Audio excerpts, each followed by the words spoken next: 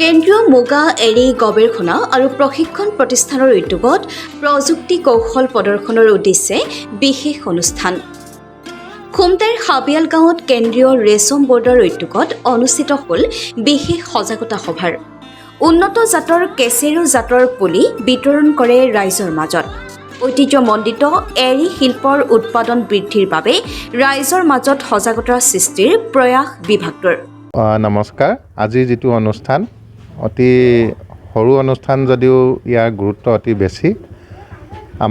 আমি আহিছোঁ কেন্দ্ৰীয় ৰেচম বৰ্ডৰ অধীনস্থ কেন্দ্ৰীয় মুগা আৰু গৱেষণা প্ৰশিক্ষণ প্ৰতিষ্ঠানৰ লাদৈগড়ৰ পৰা। মোৰ নাম ডক্টৰ কাৰ্তিক নেওগ, মই তাৰে সঞ্চালক হয়। আৰু আজি অনুষ্ঠানটোত আমি উন্নত জাতৰ কেচেৰু গছৰ পুলি ৰাইজৰ মাজত বিতৰণ কৰি আছোঁ।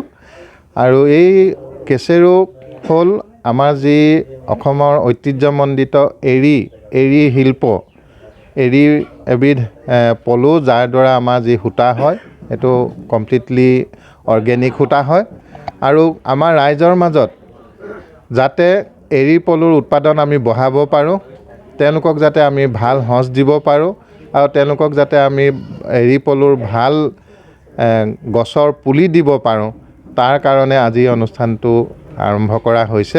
যথেষ্ট লাভজনক এটা অতি লাভজনক খেতি হয়। যদিও চেৰিকালচাৰ বা এগ্ৰিকালচাৰটো আমাৰ ছেকেণ্ডেৰী অকুপেশ্যন হয়, মানে প্ৰাইমেৰী নহয় বা প্ৰাথমিক নহয়, কিন্তু এজন মানুহে অতি কম দিনৰ ভিতৰতে মানে ধৰক মেক্সিমাম 30 দিনৰ ভিতৰত কেইহাজাৰমান টকা খৰচ কৰি প্ৰায় যথেষ্ট তেওঁ ইনকাম কৰিব পাৰে।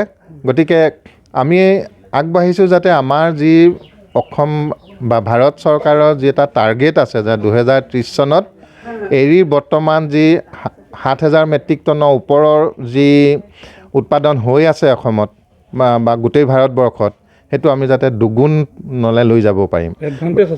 গতিকে আমি এইটো আমাৰ কেন্দ্ৰীয় চৰকাৰেও সহায় কৰিছে এই ক্ষেত্ৰত। আমাৰ বিভিন্ন ধৰণৰ স্কিম আছে, আৰু কেন্দ্ৰীয় বস্ত্ৰ মন্ত্ৰালয়ৰ অধীনত যি কেন্দ্ৰীয় ৰেচম বৰ্ড আছে, সেই ৰেচম বৰ্ডে অলৰেডি আমাৰ নৰ্থ ইষ্টত যথেষ্ট তেওঁলোকৰ অফিচ আছে, আৰু তেওঁলোকে এইবিলাকৰ দ্বাৰা ৰাইজৰ মাজলৈ গৈ এই বস্তুটোৰ প্ৰসাৰৰ কাৰণে ৰাইজে যাতে এৰী উৎপাদন বঢ়াব পাৰে, আৰু এৰী বা এই এগ্ৰিকালচাৰৰ দ্বাৰা তেওঁলোকৰ যি আয় দুগুণ কৰিব পাৰে। যে আমাৰ মাননীয় প্ৰধানমন্ত্ৰী যি যে double the income of the farmers, এইটো এটা অতি সহজ উপায়, কাৰণ বহুত বেছি খৰচো নপৰে, কিন্তু এজন খেতিয়কে অতি কম দিনৰ ভিতৰত মেক্সিমাম 30 দিনৰ ভিতৰতে তেওঁ উৎপাদন দুগুণ কৰিব পাৰে।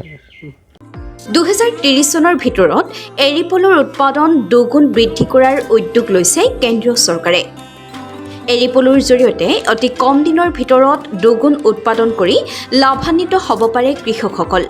সেয়েহে সকলোকে এৰী শিল্পৰ ক্ষেত্ৰত জড়িত হোৱাৰ আহ্বান ৰেচম বৰ্ডৰ বিষয়াসকলৰ। গোলাঘাটৰ পৰা চন্দন কৰ্মকাৰৰ ৰিপৰ্টাৰ লাইভ অসম। এই ৰেচমৰ বিষয়ে বিশেষ নাজানো যদিও মোৰ বহু দিনৰ পৰা এটা আশা আছিলে। মই 2024 চনত যোৰহাটৰ লাদৈগড়ত কাৰ্তিক ছাৰৰ অফিচত গৈছিলোঁ, পবিত্ৰ মাৰ্ঘেৰিটা ছাৰো আহিছিল।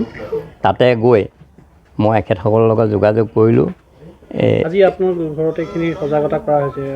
এইটো কৰিবৰ কাৰণে কাৰ্তিক ছাৰক মই আবেদন কৰিছিলোঁ, তেখেতসকলে মোৰ ঘৰত অলপ কেচেৰু পুলি দিব, মই এখন পুলি বাগান পাতিব খুজিছোঁ, মানে ৰুবৰ কাৰণে। লগতে তেখেতে ক'লে গাঁৱৰ ৰাইজকো আপুনি কৃষকক মাতক। মই অৱশ্যে যথেষ্টখিনি গাঁৱৰ ৰাইজক নিমন্ত্ৰণ কৰিলোঁ। তেখেত বহল মন্তব্য দি আমাক আগবঢ়াৰ যিটো আশা দেখুৱাইছে, মই ইয়াত নথৈ আনন্দিত।